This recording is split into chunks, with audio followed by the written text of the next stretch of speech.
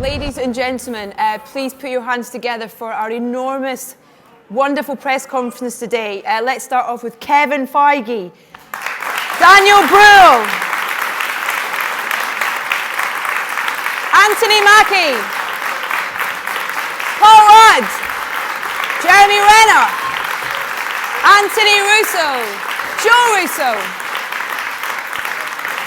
Elizabeth Olsen, Sebastian Stan, Chris Evans, Robert Downey Jr., Paul Bettany, and Emily Van Camp. Down in the front. Thanks. I'm literally...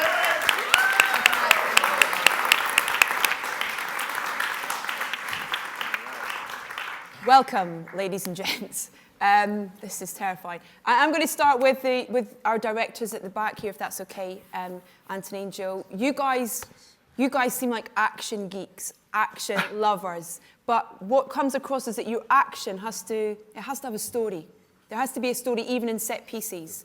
There's kind of so much going on, kind of within things that you watch. Would you agree with that? And can you elaborate on with this particular? We actually refer to ourselves as action fetishists. That's the term. Right. No. Yeah, no. For us, action is like, it's of a piece with all the rest of the storytelling that we do. It has to be a strong expression of narrative and character at every moment, and that's how we find our way through action. And it's like this movie. We had such an amazing cast, so many great characters. All the action sequences are designed around how we're pushing those characters through the movie on a storytelling level. Do you want to add to that? Yeah, yes. It's like Ant said, every piece of action in the movie either has to define character or move story forward, or it's vacuous action, and I think an audience can only handle about 30 seconds of that before they start to get tired of it. So we've really put a lot of thought and effort into it. But it's also great making these films because action really is an integral component of it and really does help us define the characters in a very dynamic way. Before I throw out to our huge audience today, a quick question for our two gents in the middle, if that's okay. Mr. Downey Jr., I'll start with you, if that's okay. One word to describe Captain America, please. Just one word. That was a question. Vice versa, yeah. One word to describe Captain America? One word for you to describe Iron Man, and Iron Man to describe one word for Captain America. Charismatic. Come on, Robert? make it count. What do you got? Turn my mic up. Thank you. Rad ass. And on that note, let's open the questions up to our audience. And we're going to head to Joe in the front row, who is from a wonderful organisation called Into Film, who's going to have the first question. Joe. Hi, I am 17 years old and I'm a big Marvel fan. And I'd just like to say I thought the film was brilliant and thank you for it. My question is for Robert Downey Jr. You spend a fair bit of time in the film out of costume or as a civilian. What difference does this make in maintaining your superhero persona? Well, I mean, I remember from the beginning trying to establish all the Marvel characters. I mean, for the most part, is how do you humanize them or make them relatable? You know what I mean? And I can only relate to someone so often when they're all gussied up. So I figure, but it was a great opportunity. I'm not really here yet, and there's a lot of people here. Can you just all turn around for about a half an hour until I'm back in my body? Excellent question, by the way. What was it? And just next to Joe. Joe, if you want to pass the mic there, that'd be great. Thank you. Hi there, my name's Chris. So Civil War is possibly one of the most political superhero movies that's kind of ever happened. And it focuses on quite a few real-world issues, as well as kind of just things within the world of the superhero world. But of course, we live in a pretty complicated world ourselves. I mean, the questions, I suppose, mainly for Kevin, but anyone else who has an opinion, feel free to chime in. I mean, if you could choose one superhero to be in our world to try and help our problems, what would it be? In real life? Yeah. What superhero? I got to tell you, that's a great question. Thank you. We usually get, what's your favorite superpower? What superpower do you want? And that's not a good question. Oh, it's coming. Gosh, which superhero in real life to help us? That's a tough one. That is a tough one. Tough. It's a tough one. Tough, I mean, Kevin. The vision. Is that the right answer? I'm just saying, British one. he's omnipotent and he can pick up the hammer. I mean, come on. But when he talks, everybody turns off their hearing aids. So everybody wants to. I think if there were leaders that had, such morals as both Tony and Cap, we'd be in a pretty good place. No, I don't like that answer. I want a real answer, Kevin. He said one. I nominate Hawkeye because he retires every 10 minutes. He understands how stressful it is. That's so stressful. So stressful. I'm going to a barbecue. Okay, next question in the second, or if you want to hand the mic just behind you, that'd be great, thanks. Hello there. Film's amazing, by the way. My kids loved it. This is a question from my 8-year-old son, Con, for Captain America and Iron Man. The film is about Captain America and Iron Man falling out, yeah? Have you two ever fallen out over something silly on set, and what was it about? Oh, God, no. Not at all. That's one of the best things about these movies. They really somehow manufacture an environment that I can't imagine arguing with any person on this set. And, listen, sometimes that happens on film sets. And for some reason, when you step on a Marvel film set, it's like summer camp. It really is. Like, you can't even construct a world where there would be some sort of friction. And even as they grow the universe, every new person they add to the fray, no one ever is out of place. They always fit right in and feel like they've been there for years. Speak for yourself. Shut up. Here's all I want to say. When my son Exton started wearing entirely Captain America PJs and hats and everything, I felt a natural resentment building up. But being a consummate professional, I didn't bring it into the workplace. Gentleman in the front row here, please. We've got one microphone, really? Hello. Yep, it's on. This is for Emily. Emily, hello. My name's Mark. Do you think your character is looking forward to a further romance with Steve Rogers, or does your character think it's a little bit icky because he had the hots for your auntie? All right, that is the first British question we've gotten. Thank you. Well, in the comic books, they actually went on to have a very interesting, complicated love affair. So that was something I loved about, when I was doing the research for Sharon. But I don't know how far we'll go with that. We'll see, I suppose. I mean, it helps that it's like the great aunt. It's not, there's like one generation removed, I guess. I get it. Some people think it's weird. A little icky. It's a little icky. Sure. Little icky. Deal with it. Emily, was it great to see your character, kind of get in and get dirty with this in terms of get involved in the action in this as well? Yeah, it was so fun. I mean, Sharon's a badass in the comic books. It was nice to be able to kind of play with that a little bit, and these movies are great fun to make. So happy to be a part of it. Right, next question. Let's go to the lady there with the awesome hair. Hi. My question's for Paul. We saw you Which one? Oh, sorry. Yeah. Paul Rudd. Yeah. Sorry, Bettany.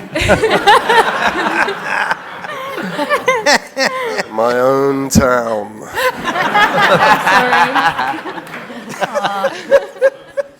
Awkward. I feel Mr. bad Rudd. What's the goddamn question? For Paul Rudd. Yes, Paul Rudd. We saw you a little bit with Falcon in Ant-Man, and I was obviously wondering, this is your first time with everyone, and I wonder if there was a bit of a sort of initiation or anything like that to sort of get you sort of part of the group. Was there any sort of horrible challenges or anything? Yeah, no, everybody was very nice and very welcoming, and it was a bit surreal to see everybody in their suits, and no, it was a very welcoming feeling. This reference will just drop like a lead balloon, but I felt a little bit like Cousin Oliver coming along and joining the rest of the Brady Bunch. All right. Thank you very much. That's real good stuff. Bettany, would you like to comment on that comment? Yeah, why don't you two just get a room, Why don't you marry her, Paul? Jesus. Paul, there's a couple of scenes in particular that feel, I don't know if it's right or not, but it felt like it was I don't know, it felt like a real injection of your humour in those scenes in terms of the script and stuff. Were you allowed much freedom with, ad-libbing and improvising and things like that, or was it very much stick to the script? Yeah, I think I was, although most of the stuff is written. But there's, these guys were definitely saying, go ahead and play around with it a little bit. I mean, that's part of the fun of a character like Scott Lang. Even Robert was saying that you want these people to be relatable.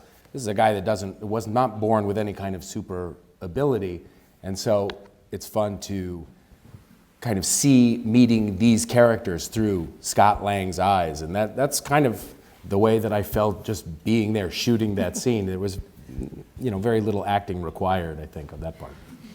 Okay, next question. Gentleman there with his hand up. And then if we can get a microphone to the gentleman there as well, and we can just flip to that question straight after. They are right in front of you. Next time I want all of you body mic'd. Hi, this is to anyone with Russo in their surname. Should we interpret the recruitment of Spider-Man by Tony Stark as him using child soldiers? And if so, what does it say to Iron Man's character? I got a bit heavy, Oh my goodness. Well, it's perhaps the most powerful child soldier in the world. But he's look. There's a certain narcissism to the character, and Tony doesn't want to lose this fight. At the same time, I think he also sees Spider-Man as the greatest living non-lethal weapon. If you're going out to capture a bunch of people who you don't necessarily want to hurt, you couldn't ask for a better character than Spider-Man to take with you. He does show up and illustrate to Spider-Man he knows how powerful he is in a video where we see Spider-Man stopping a car moving 40 miles an hour, where he catches it and puts it back on the ground. So I think he believes that he's taking with him perhaps one of the most powerful characters in the Marvel Universe. And I think he feels like the kid will be well protected under his tutelage. You also find out in that sequence, when things go wrong, the kid says, "What do I do?" And Tony says, "Keep your distance, web him up." So he's obviously mentored the kid for what's about to go down. But it's still very irresponsible. Robert, can you talk a little bit about working with Tom? Because that scene in particular, where you arrive at his house and in his bedroom and stuff, it's wonderful. And just about how you first met Tom and what that meeting was like and him being cast. Well, now that 2 out of 3 Spider-Men are English, I really got to talk Maguire off the ledge now. But Mr. Holland, anyone who experienced him, he's not a work in progress. I mean, he's really something else. And I think by the way folks reacted to this, I mean, it's always, it's like a new anyone, I think he really came on with a bang, and there's a lot of excitement about seeing what'll happen when he kind of holds his own, But did anyone dislike Holland, or are we all okay with him? We'll talk about it later. Yeah. We'll post something if there's any dissension. I think the gentleman's got a microphone over there. Hello, my name is Arthur. I'm from Germany. I have a question for Daniel. Yes, I really loved the performance. I thought your villain was one of the most sympathetic one that Marvel has put out so far, and his motivations were very understandable. I like that he's still alive by the end of the film. So I wanted to ask you, are you under contract for more films, potentially? It's a question for Kevin, then. I couldn't answer that question. I hope so, but no. I mean, this is not something I can I think you talk just about. answered the question. Quick answer. I hope so, but no. But I can't answer that question. Do you want to elaborate on your thoughts about your character being sympathetic, or the most sympathetic villain? That's what attracted me right away, because it's not a cliche stereotype villain. He has his very human motivations. He has his reasons. So that gives the character, depth and makes him ambivalent. Okay. Next question, please. Got a microphone there? There we go. A question for Elizabeth and Emily. When you're on set with this much testosterone, do you kind of dig your heels in and go really girly, or do you just throw in the towel and become blokeified? Blokify. I rather just hold my own without having to be extra girly or blokify. Yeah, no, I think just like hanging as yourself is good. I thought I almost made it, by the way, without having to say anything. No chance. That's why I'm here. And Emily, the same for you? Yeah, no. I mean, it's a lot of dudes. I will say that. But yeah, everyone's great. It's a really good environment. I don't think there's any girlifying or blokifying going on. Do they kind of watch their language when they're around you girls? No. I mean, But we kind of I'm have, still like- trying to work on watching my own Yeah, language. exactly. They're not 8, by the way, as well. I have no idea where you are either. I'm just scanning. Elizabeth, can I ask you about one thing that I love about this is the pairings of the relationships, whether those are, you know, the allies or indeed the kind of conflicts that you have between all the Marvel kind of superheroes. And for you and Paul's character in particular, there's this wonderful kind of play, you know, off each other. Was that fun to work with Paul in person? For the first, and we'll talk to you in a second, Paul, if that's okay about it. Paul, can you just hold on 1 second?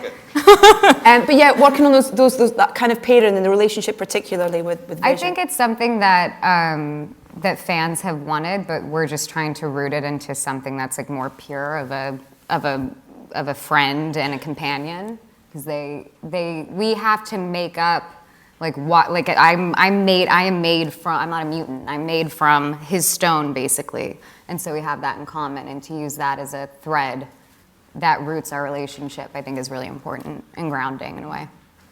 Paul? Bettany? What she said. Thank you. Could Paul Rudd take this one?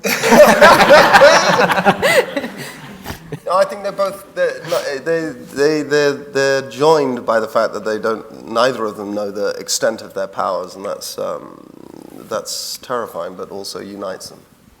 And for you, being there as a physical being, how much fun was that for the entirety of the film? Oh, it was hot. Thank you for asking. Was it makeup? It wasn't a mask. It wasn't kind of you couldn't just put it on you, but it was. It's makeup that they continue on with computer-generated stuff. So I'm wondering why I'm in the mic. Why is this so loud? What are you? Every time I laugh, I'm blowing up my mic. Oh, Jesus. Thanks. Do you want a handheld? Shall I give you a handheld and you can stop? No, it's fine. I'll just talk like that. Okay, whisper. Do you want to finish the answer to that? Oh, I was. Thank you. Okay, gentleman in the checked shirt, please. Can we get a microphone to him, please? And then if someone over this way can put their hand up, and we'll get a microphone to you as well. Lady in the pink top, I think. Yeah. Hello, thanks. I haven't actually seen the film yet, so no spoilers, please. This is a question for Anthony and Jeremy. As the guys who have the lacking of superpowers but a whole lot of weaponry at your side, how do you feel your characters contribute to the overall war that's less than civil? A lot of leg workouts. I have it in my contract that I have 2 behind shots twice in the movie. So, thighs and quads, man, thighs and quads. It's almost like he answered a different question. Got to give them what they want, baby, Can't have a tree without the trunk, you know what I'm saying? Aren't quads and thighs the same thing? Yeah. No, it's 2 different muscles. Oh, okay. 2 different muscles on either side of your leg. Your hamstrings in the back. Leads down. Yes, but they are on your thighs. They are on. Yeah. So quads and thighs. No. Your thighs are here. Your quad is the front You don't mean muscle. glutes and Last question. Would you like to feel my quad? Anyone here from Men's Health? Right now. Renner. We can help a brother out. I love you guys. Do you want to add to that, sir? What's it? Nope. About my okay. butt? No. We'll move on to the next question. Lady with the microphone there. Hi, Tina from The Sun. It's one for Robert and for Chris. Has the emergence of the Justice League made Where the is it Avengers happening up from? their game? Oh, there. Here, sorry. Sorry, the question was, has the emergence of the Justice League made the Avengers up their game? Well, I don't think anyone up here, makes movies based on what other people are doing. I think, for the most part, we're kind of doing what we do because it's it's because we do it really well. We do. It's true. I shouldn't say we. It really is the Marvel, the higher ups who've somehow figured out this formula of good movies. Listen, when they get a Bucky, we'll start talking. I was just about to ask you a question, Sebastian. Oh, good. I was hoping that... I want to ask about the airport. It's about your quads. Not about your quads, yeah, no. About the airport scene, because it's a huge scene and there's kind of so much going on. In terms of the actual reality of filming that, how much was there when you were filming it and kind of how was it? Well, only half of us were there as in the Team Cap, because I think Team Iron Man was not At really lunch there. or hanging out. But, thanks, Chris. You're welcome, dude. No, we Friend shot it here. over 5 months, so it was... That one scene? Yeah, it was sort of chopped up in different bits. And most of the time, it's like what Anthony likes to describe, acting with a tennis ball. Because you're just, there with your imagination and the green screen. The relationship between you and Cap, it's, sorry, spoiler, maybe close your ears for a second. Anyone else has not seen it? I haven't seen it. Okay. Me neither. When Steve loses Peggy, he's his only connection to his previous life. He's the thing that he wants to hold dear, which is a real kind of tenderness to this, kind of superhero film, really, which you guys just play. Was that something you kind of, sort of talked about in terms of that relationship, what it would have been like in the past? Bringing it to now. Yeah, that's one of the best parts of the movie, in my opinion, that I think you have these guys who, they shared a battlefield together. I think any guy who, has been in war will tell you that once you actually risk your life and have seen war with someone else, that's your brother for life. And they were brothers even before that. And then given the fact they both have gone through such trauma, Cap, they've each lost, and Bucky more so than me, things were taken from him. But as a result, we both kind of have even more of a connection and more of a bond. And we are the only remaining thing, especially, I don't want to, no spoilers, the last remaining chapter, the last remaining elements of a previous life. So it really kind of transcends that kind of family dynamic that we've, built in the Avengers, where you see a guy like Cap who typically does what people need. And in this movie, he does kind of what he wants, and he prioritizes his personal ties over the needs of the masses. And it's all because of this kind of brotherhood foundation they've built. Right, thank you. Gentleman here with a question, and then if we can get a microphone over there as well. There. It's a question for Robert on behalf of the male members of the cast and for Elizabeth on behalf of the female members of the cast. How do you see the characters progressing through the movies? And how much of that evolution is down to you as actors as opposed to what's on the page? I don't really want to talk for anyone else. Oh, I don't mind. Here's all I want to say. Feige and I were out to dinner last night, and you'd have thought they'd dosed our bubby water. We were looking back at the last 10 years and all the kind of little miracles and the blood, sweat, and tears that had to happen to keep developing all these characters. And we just got kind of like, not in a self-aggrandizing way, but just kind of giddy and kind of super, super grateful at how things have gotten. But as far as the people who really have to hash it all out, I mean, you'd have to talk to Kevin and the team. I want to say, because I generally give no credit to writers, and I'll try not to do this again, that Marcus and McFeely did an exceptional job on this, which was a really tall order. There, I said it. Lady down the front there, and then we'll get who on this side? Hello. I don't really mind who answers this, but I just wanted to know, did everyone end up on the team they wanted to be on? Or did they get the script and go, Team Iron Man, boo? I did kind of want to be on Team Iron Man. He said it. He said it. I knew he'd say it. There's a similar question actually come in from, we're streaming online and we've had a question come in on social media from Phoebe, who wants to know if you could switch powers with another Avenger, which one would it be? Oof, that's a good one. I mean, switching powers, I'd take Vision. Not switching makeup. It's a real nightmare. But the ability alone, yeah, you can't beat Vision. He has an Infinity Stone in his head. I don't know how you top that. Paul, would you want to swap with anyone or just stay who you are? Yeah, I'm okay where I am. Okay. Thank you very much. Yeah, you know. Yeah. I mean, it might be nice to be Iron Man now and again, you know. But I'm pretty good where I am, thank you. Jeremy? What?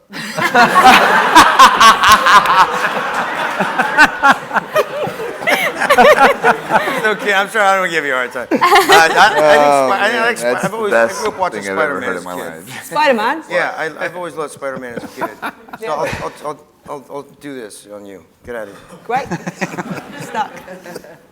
Okay, next question. Gentleman's got a microphone over there. Get out of here. Go on. Ask your question. This question is for Robert. So obviously in the other Avengers films you're kind of cuddly and nice to everyone. Yeah. But in this one you're kind of not. Where are you? Yeah. So what do you prefer? Being like horrible to Steve or not? Like acting wise, obviously. I mean, it really just depends on what's the narrative of the movie. As you can see, I'm a worker amongst workers, and I like getting in where I fit in. In any movie where I can spend weekends with Renner, he's Lord of the Underworld. This is Pluto back here. He's going to get you home in one piece, but you're actually finally going to have a good time. Next question. We've got a microphone here as well. Go for it. This is for Kevin. When are we going to get our Falcon Bucky road trip movie? Wow. Yeah. That's a good idea. Well, we're shooting a Weekend at Bernie's spinoff. Yeah. With the three of Jeremy's us. the dead guy. Jeremy. I'll be Bernie. Weekend at Bucky's. Weekend at Bucky's. That's what we're doing. Weekend at Bucky's. Kevin, I want to ask you about the kind of the additional characters that are brought into this. You know, we see new characters kind of coming in to join the teams. How do you know when in the process of putting that idea together and who was coming in and where they were going to be? How did you work that out? Is it kind of like a chessboard? Is it No, the chessboard on this movie was who sided with who. To your earlier question, and there were a lot of characters that went back and forth for a while before we landed on the makeup of the team. But in terms of the addition of Tom Holland as Spider-Man and Chadwick Boseman, who couldn't be here today, but who is unbelievably awesome as Black Panther, it came from the story. We didn't sit down and go, okay, we want to introduce these characters because we want to make more movies, and how do we wedge them in? It was, we are telling Civil War, we have Cap's side, we have Tony's side, and we wanted to bring in somebody who wasn't aligned with either side. And Black Panther in the comics is great because he doesn't really give a shit about either of the other sides. He has his own agenda. And it was, I don't know, a quarter of the way through the development process where we thought this would be the time to bring in Panther. Great. Next question, please. Gentleman over there, please. We get a mic. And is there anyone on this side as well? Put your hand up. Okay. And the gentleman there, if we can get a mic to him for the next question, please. I have a question for Kevin, Joe, and Anthony. What are Nick Fury and Maria Hill doing during the events of Civil War? You'll find out soon. Question. That's the answer. There is story around where they are, but it's story that's coming down the road. Future movies. So unfair. Okay. There you go. You got a microphone. Go for it. Yeah, this question for Kevin. I was just wondering, how early in the whole MCU process did Civil War come about? Was it pre-Phase 1? Was it after Winter Soldier? When was it actually a reality for you? Well, it was before the MCU even existed. In the early days of, I think we were even just beginning to dream about maybe becoming our studio and getting financing, was about a little over 10 years ago, which is when Civil War was published. And it was an amazing comic series, and I remember reading it, every month when it came out and thinking, it would probably be impossible, but wouldn't it be cool someday to do this? And it wasn't until about 2.5 years ago, that we thought, now is the time. We've assembled enough players that we could do it now. Can I ask a question from me? How do you decide who Stan's going to be? Who's Stan Lee? What's How do you, in in each film, who decides where he's going to pop up? And it varies. Sometimes the idea comes about very early and is incorporated into the script, and sometimes based on his schedule or where he is willing to travel, it comes about sort of later in the process. On Guardians of the Galaxy, it was shot later, and I think this one was shot during production, but I don't remember when the idea came up for this one. It was in the draft, I think. It was in the draft, yeah. Exactly, yeah. Yeah, usually we comb through when the script is done and try to find a spot for Stan. Yeah. Go ahead. Next question. There's a lady at the back in a blue shirt. If we can get you a microphone, and anyone else on this side, raise your hand if you have a question. I'll get a mic. You've had one. You can, if there's time, you can have another one. But the gentleman behind with the glasses, thanks. Hi. This is a sorry, hello. It's a question for Chris Evans. So this time around, like the Marvel universe has really like stepped it up. So like, what were your initial thoughts when you first read the script for Civil War? It was exciting. You know, I mean, a lot of it rested on Downey's shoulders, whether or not that he would be willing to do this. You know, and you know right away that when you bring Downey into the equation, the movie is going to, you know, it's going to have a certain level of awareness and it's going to have a certain level of charisma. He you know, that's what he comes with, and it was exciting. It was exciting to think that you could kind of, you knew what it meant as a jump off. You knew what that meant because obviously the Civil War in the comic books incorporates so many characters, and at the end of the movie, you know, Marvel has this great history of never leaving you completely satisfied. You kind of anticipate the next chapter, and this would obviously leave the entire MCU in a little bit of disarray, which is exciting because that's only going to be more rich for the next Avengers film. So for me, I was thrilled. I mean, shit, I'll take all the help I can get. Gentleman there, question? Hi, this is a question for Chris again. Where are you? There you are. Hey. Yeah, following the film last week, a lot of my friends who saw it at the same time, one of the things they were talking about was that scene where you pull down a helicopter. And, right. The shape of your arms in particular. A little bit of bicep How porn. much CG is involved, and was it more than the giant? How what? What was it? How hard is it to look like that? I missed it again. How hard is it to look like that? Oh. I don't think it was. Kevin, did you? No, that's all. Those are real? I think it was me, but it's, you know, you do those things. Luckily, between scheduling and Russo, everyone, you try and get those scenes as early on in filming as possible because you gradually shed weight as you're filming. You're wearing that suit every day, and you just... I was helping him work on his shoulder about 6 weeks after that. I really, genuinely did mess up something in my arm. We don't care. We love that shot. Doing it, you know, like it's a very unnatural position to be in, and you're like, look, you're trying to flex, you're trying to look good. I'm not like, you know, it's not a utilitarian shot. It's really just trying to look good. Yeah, come on in. Go on, Paul. Go on. What do you want? I was going to say, you really were holding back a helicopter, too. It was on a rig, clearly, but the first take we did, you know, the rig, it didn't go far enough, and so you're kind of just, you look silly almost, and you say, guys, can we get it so it actually extends to the point where you really are trying to hold something? And they did, and you really do. All of a sudden you are trying to hold something. It may not be a helicopter, but regardless, it did something, and that's true. There were many days that I would come into Downey's trailer, and he has all these amazing contraptions. He's like, well, I was going to say another comic book character. We don't want to bring DC into this, though. But he has all these amazing toys, and he really had all these little, you know, stickers and weird things and like electromedicine. Whatever it is. And it actually was great. It's a mess again, though, I will say. I'll mention this. I remember the day we shot that scene, there was a miscommunication with the costume department, and Chris came to set to start the scene in a jacket. And Joe and I were like, no. Everyone was like, no. It would have been a different scene. Yeah. In a jacket. You look on-set physio, Mr. Downey Jr., like that. Yep. Side project. Yeah, that's nice of you, Robert. Thanks, Jeremy. Rubbing down Chris, that's sweet. A little digital stimulation never hurt anybody. That's how much we really all love each other. Get along. Gentleman there with the beard for a question, and then at the back. I have a question. Is there an intermission in this press conference? Do you want to go? No, I'm fine. Do you want to go? Do you want to leave? You've answered a lot. Go, sir. Question for Robert. Hey, man. Yeah, if superheroes were a reality in 2016, what do you think the government's reaction to them would be? Team Iron Man. It would. There would have to be some sort of responsibility. You'd have to answer to somebody. That you couldn't just let these group of vigilantes answer to themselves, right?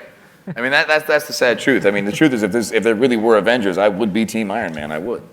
I mean, who would? God, you're here. I was really having a hard time grasping that concept. And then last question to the gentleman just behind there. Yeah, you've got the mic. Yeah, the next question is for Robert and also for Daniel with his German view. I would be interested, who is at the movie set the big boss? Who has got the biggest trailer and why? Well, it wasn't mine. I think it's Mackie's. That would be correct. Anthony? You're the biggest trailer? Well,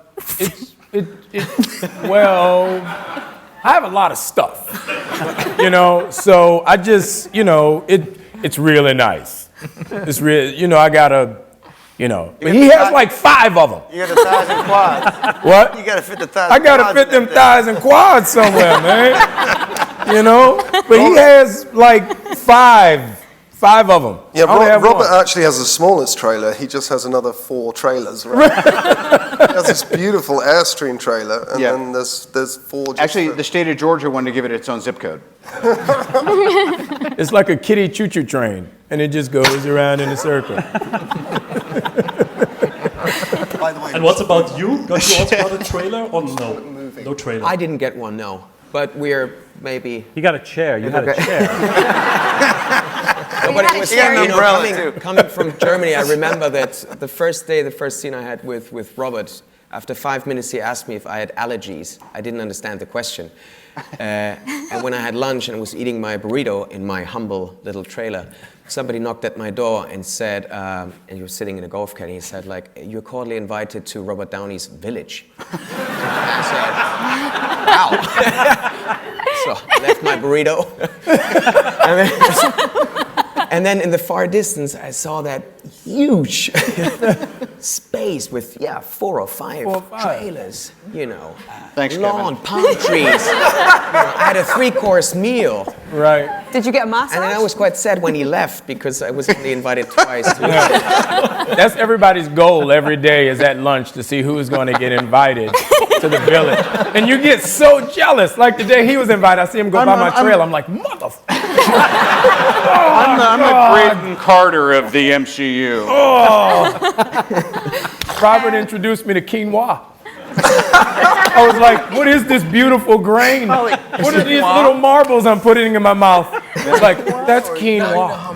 Now, where do I buy this? We had a good one. I wanted to have Sebastian over sooner, but he sent me this video of him just ripping out bicep curls with a decapitated Iron Man skull in the thing, and I was like, this guy's a method. Now find out what his allergies are. And it's time for an intermission, I'm afraid. Thank you very much indeed for your time and your questions, and a huge round of applause for our wonderful cast. Burrito.